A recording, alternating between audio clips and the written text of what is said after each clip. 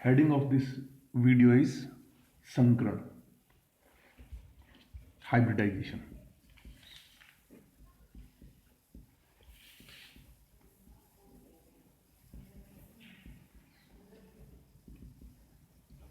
पहले तो डेफिनेशन, यद्यपि आपने पिछली कक्षाओं में पढ़ रखा है, लेकिन फिर भी चूंकि हमारे इस फर्स्ट ईयर के कोर्स का पार्ट है, इसलिए हमको इसको डिस्कस करना ही पड़ेगा।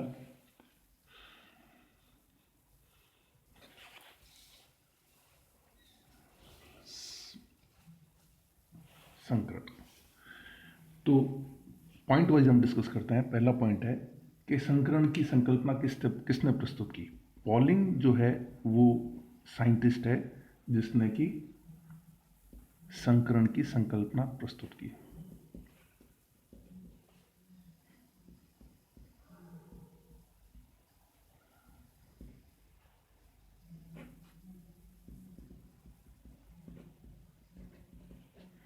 पॉइंट नंबर 2, एक्चुअल डेफिनेशन क्या है। किसी परमाणु के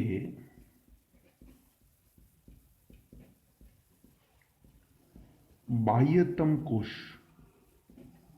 आउटरमोस्ट सेल, जिसको कि हम संयोजकता कोश भी कहते हैं, अर्थात संयोजकता कोश के लगभग समान ऊर्जा, अंडरलाइन वर्ड है लगभग समान ऊर्जा, एवं समान अथवा भिन्न भिन्न आकृति, समान अथवा भिन्न भिन्न आकृति वाले कक्षक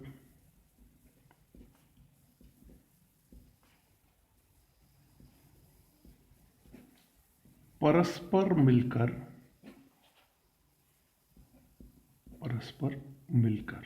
यहां पे मैं कॉमा लगा रहा हूं जो इंपॉर्टेंट है, परस्पर मिलकर ऊर्जा एवं इलेक्ट्रॉन घनत्व के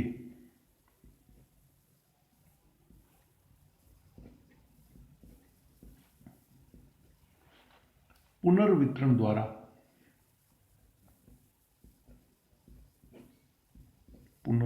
द्वारा फिर कॉमा उतने ही संख्या में, जितना न कि भाग लिया, उतने ही संख्या में, फिर कॉमा एकदम समान ऊर्जा एवं आकृति के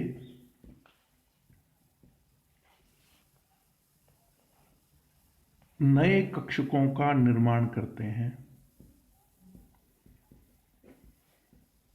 नए कक्षकों का निर्माण करते हैं।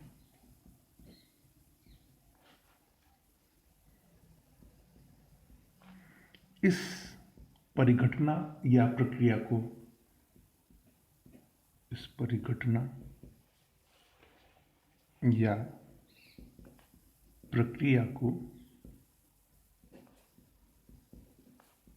संकरण कहते हैं। इसमें 5 अंडरलाइन वर्ड्स हैं जिनको आपको बहुत जरूर याद रखना है। कौन कौन से 5? पहली बात तो कि लगभग समान ऊर्जा एवं भिन्न भिन्न आकृति के कक्षक इसमें भाग लेते हैं। पहली बात, संयोजकता कोश के कक्षक भाग लेते हैं, और उनमें होता क्या है, वो आपस में मिलते हैं। जैसे अपन गेहूं की चक्की में गेहूं डालते हैं और अलग अलग आकार के होते हैं गेहूं, लेकिन जो आटा आता है वो लगभग उनमें जो पार्टिकल साइज होती है वो सेम होती है, तो और वो मिक्सिंग हो जाती है। ये कौन से गेहूं का आटा है ये आप आइडेंटिफाई नहीं कर सकते। तो लगभग समान ऊर्जा एवं समान आकृति वाले कक्षक भाग लेते हैं, परस्पर मिलते हैं, और उनमें होता क्या है, redistribution of energy and electron cloud का रीडिस्ट्रीब्यूशन होता है। अब जब रीडिस्ट्रीब्यूशन हो गया तो होगा क्या, उतने ही संख्या में जितने की कक्षकों ने भाग लिया, उतने ही संख्या में अब जो कक्षक बनेंगे उनकी ऊर्जा और आकृति भी समान होगी, है ना। उतने ही संख्या में नए कक्षक बनेंगे। इस प्रोसेस को, इस फिनोमिनन को हम हाइब्रिडाइजेशन कहते हैं, ठीक है। और इस प्रकार बने कक्षकों को, इस प्रकार बने नए कक्षकों को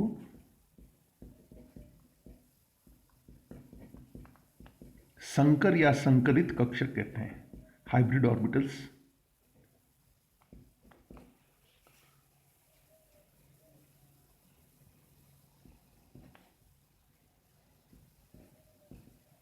ठीक है। और सबसे इंपॉर्टेंट चीज क्या है कि ये जो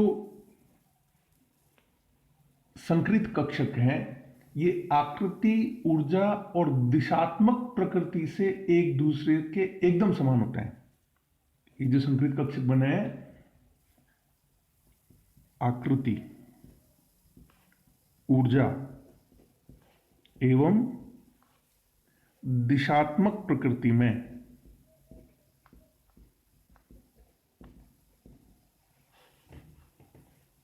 ये संकरित कक्षक समान होते हैं।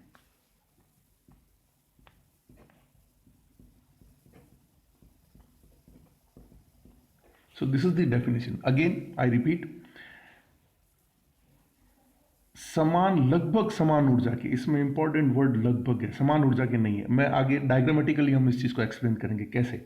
लगभग समान ऊर्जा के एवं समान आकृति हो सकती है, भिन्न भिन्न आकृति भी हो सकती है, वाले कक्षक आपस में मिलेंगे, है ना। मिलेंगे और फिर उनमें क्या होगा, इलेक्ट्रॉन क्लाउड और एनर्जी का डिस्ट्रीब्यूशन होगा पुनर्वितरण द्वारा। उतने ही संख्या में समान ऊर्जा एवं आकृति के नए कक्षकों का निर्माण करेंगे। इस फिनोमिनन या प्रोसेस को हम संकरण कहते हैं, हाइब्रिडाइजेशन कहते हैं। और इस प्रकार नए बने हुए कक्षकों को हम संकरित कक्षक या संकर कक्षक कहते हैं। ये संकरित कक्षक आकृति, ऊर्जा एवं दिशात्मक प्रकृति में एकदम समान होते हैं, ठीक है। अब ये संकरण होता क्यों है? What is the necessity of hybridisation? संकरण का कारण बहुत इंपॉर्टेंट चीज है। Why this has happened? जबकि इसमें एक, जब आप कारण एक्सप्लेन करूंगा तब आप एक और चीज देखेंगे कि ये चीज वो ये है कि संकरण जो है, ये जो प्रोसेस है, ये एक्सोथर्मिक नहीं है, एंडोथर्मिक। ऊर्जा देनी पड़ती है इसमें। संकरण एक ऊष्मा शोषी, एब्जॉर्प्शन ऑफ एनर्जी इन्वॉल्व है यहां पे, एंडोथर्मिक प्रोसेस है, प्रक्रिया है, फिर भी यह होता है। वाई? क्वेश्चन ये बनता है, फिर भी होता है क्यों? Why it has happened, why it took place. तो संकरण का कारण क्या है, क्यों होता है? यद्यपि ये एक एक्सोथर्मिक प्रोसेस नहीं है, एंडोथर्मिक प्रोसेस है।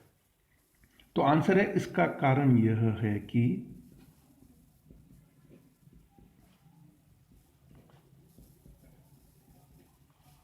संकरण के बाद बने हुए कक्षक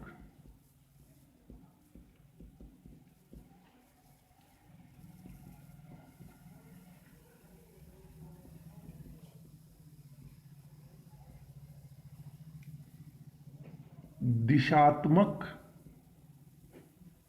डायरेक्शनल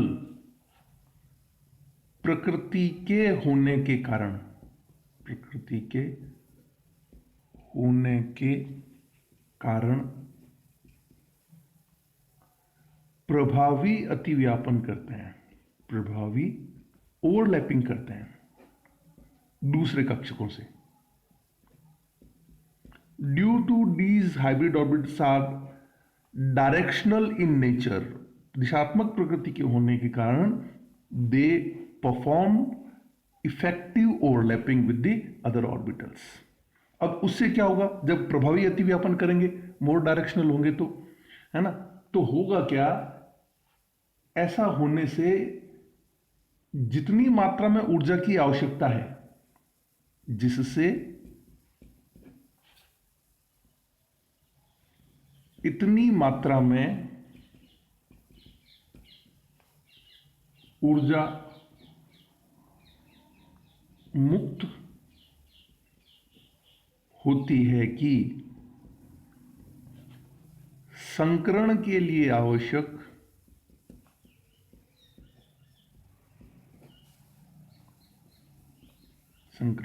आवश्यक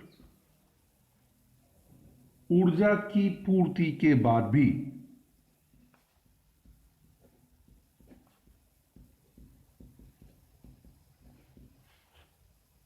ऊर्जा मुक्त होती है। बहुत इंपॉर्टेंट बात है कि संकरण के लिए आवश्यक ऊर्जा जितनी है, उसकी जो रिक्वायरमेंट है उसको अपने फुलफिल करने के बाद भी एक्स्ट्रा एनर्जी जो है वो मुक्त होती है। तो जितनी ज़्यादा एनर्जी निकलेगी किसी सिस्टम में से, किसी निकाय में से एनर्जी निकलती है, तो वो सिस्टम क्या हो जाता है? स्टेबल हो जाता है, जिससे तंत्र स्थायी हो जाता है, जिससे तंत्र स्थायी हो जाता है और हम हमेशा स्टेबिलिटी की ओर मूव करते हैं, है ना, जिससे तंत्र स्थायी हो जाता है। और साथ ही इसी कारण कक्षकों के द्वारा बने हुए जो बंध हैं वो बहुत स्ट्रांग होते हैं और इसी कारण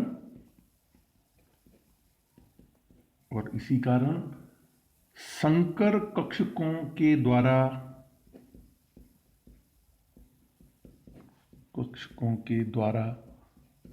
बने हुए बंध